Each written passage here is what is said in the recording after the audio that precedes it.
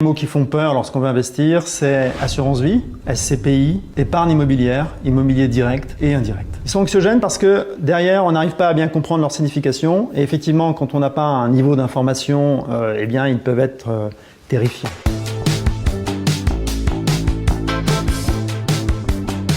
Il faut apprendre le jargon, il faut apprendre un peu comment fonctionne ce milieu-là. Donc là, la plateforme Pierre Papier Immo a cette vocation de pédagogie et d'information et de clarté de l'information pour avoir une très bonne compréhension dans quoi on investit.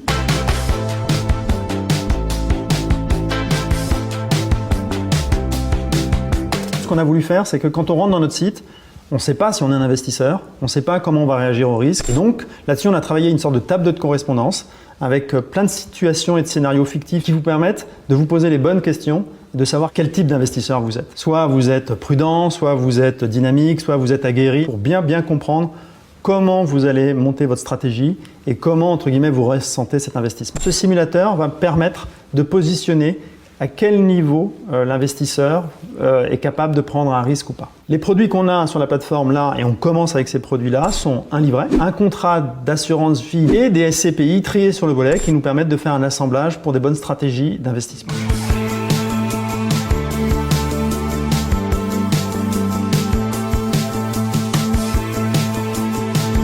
On a tenu à créer cette plateforme parce que, effectivement, vu le contexte actuel, on s'aperçoit qu'on a toujours énormément de demandes qui fait appel au savoir-faire de Nexity. On nous pose des questions sur notre expertise immobilière. Dans quoi investir, comment investir. On nous pose des questions sur comment résoudre des contraintes pour avoir accès à un achat immobilier. Par contre, on se retrouve dans un moment où il y a un certain nombre de personnes qui sont exclues, notamment les jeunes de moins de 35 ans. Notre credo, c'est de rendre ça simple, de vulgariser.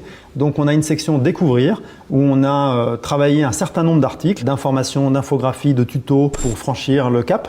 Déjà, il faut dédramatiser tout ça, donc il faut utiliser les outils.